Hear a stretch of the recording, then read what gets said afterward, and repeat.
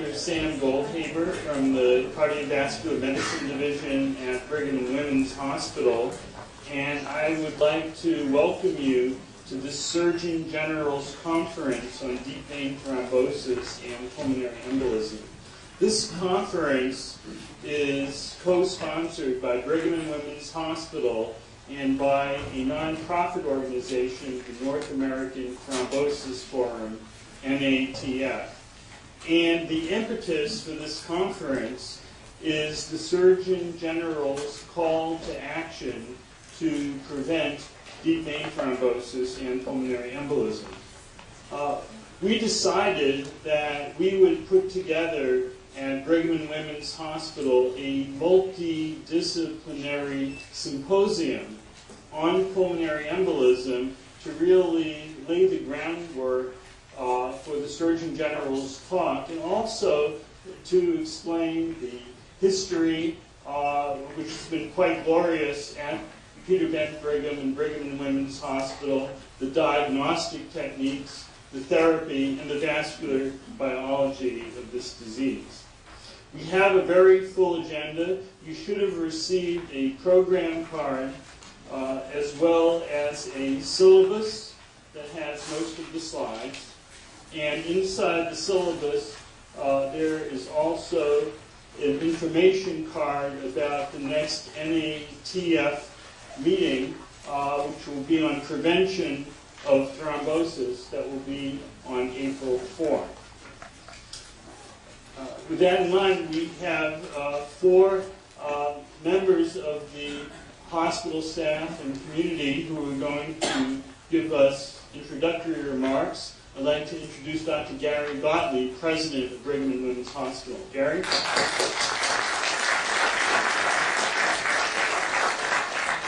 Thank you, Sam, and welcome, everyone. What an extraordinary conference on the critical topic of deep vein thrombosis and pulmonary embolism. We all should welcome when he comes here. He's, I think, in the process of being interviewed, Dr. Stephen Golson, the acting U.S. Surgeon General, to whom we are really indebted today for really the call to action which got us focused on bringing this topic more to our consciousness to have really a greater emphasis in terms of appropriate clinical care, teaching, and science. We're really blessed here at the Brigham to have a constellation of talent, passionate and compassionate professionals who are so willing to share their gifts of knowledge. Many of the best minds in the world are working here on DVT and PD, and they're joining us today. I really thank all of you for being here to really share your wisdom and also to learn and to be able to bring us better thought about how we approach these problems.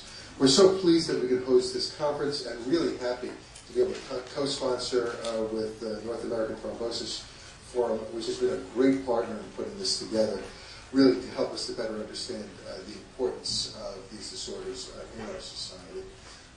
It's estimated that more than 350,000 people in the United States are affected each year, and the number of people who die, about 100,000. DVT-PE is a public health risk, and we have a responsibility, one and all, to address it. And that's why we're here today, because the call to action is, I think, a stimulus for all of us in regard to better focus, to raise awareness with the public and with the healthcare community, from those in a doctor's office to those in the lab, to be able to focus better in this regard. Let us hope that this conference is really a giant step forward in these efforts and really give the support of the Brigham to be able to support this. There are a number of people I'd like to acknowledge for their leadership in this regard. I really want to thank Sam. Sam has been a leader in our focus around and the development of the coagulation service and a variety of activities here for at least 15, 20 minutes, if not 15, 20 years, if not longer. He was probably born here and is the person to call with any problem in this regard, is leading our scientific and clinical efforts, is helping us, frankly, to use personalized medicine to be able to better approach treatment. I'd also like to thank all of the men and women of the Shapiro Cardiovascular Center, our development office, our public affairs and marketing folks, for putting this program together and for working hard to make sure that it would be a success. What a wonderful turnout. What a wonderful focus. I can see people even standing up in the aisles to be able to pay attention to learn here today. The speakers who are joining us today, thank you all. Drs. Arthur Sasahara, Peter Libby, Fred Resnick, who I saw just walking, Larry Cohn, and Frank Rubicki. It's wonderful to have all of you. Your combined wisdom really reflects the interdisciplinary approach that we have to this science and really to all of the great science that translates into better care here with that kind of passion, compassionate leadership. Thank you so much and have a wonderful, wonderful conference.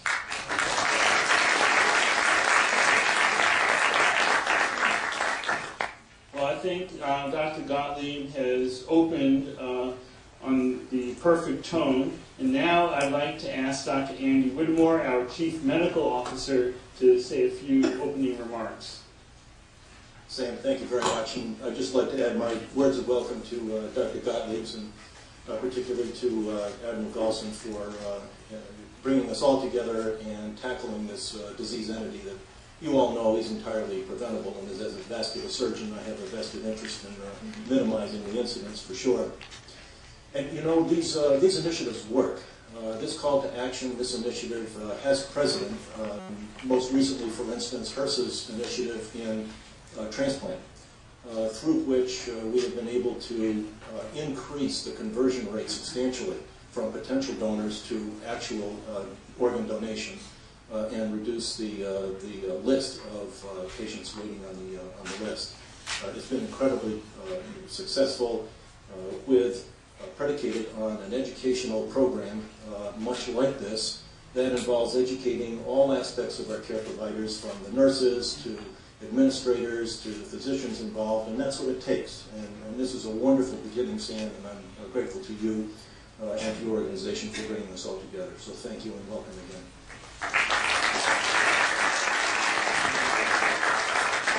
Thank you, Andy. And now Dr. Joe Lascausa, Chair of the Department of Medicine at Brigham and Women's Hospital.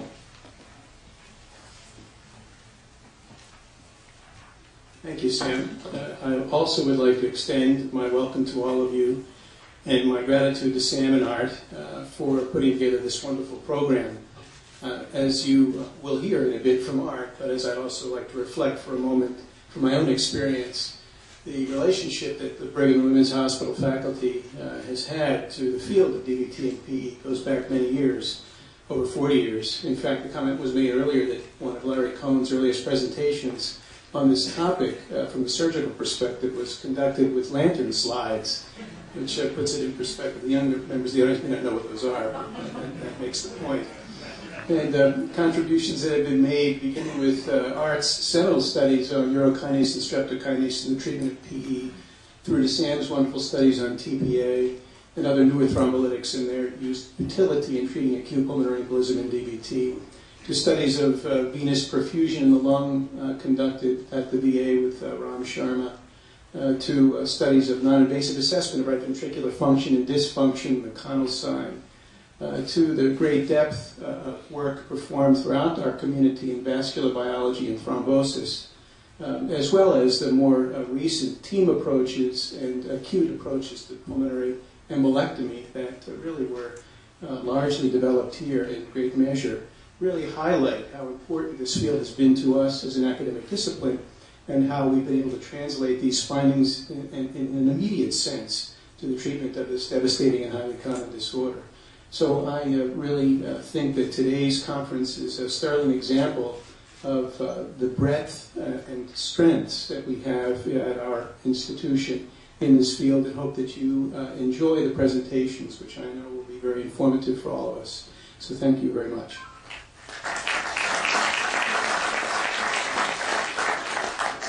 Thank you, Joe.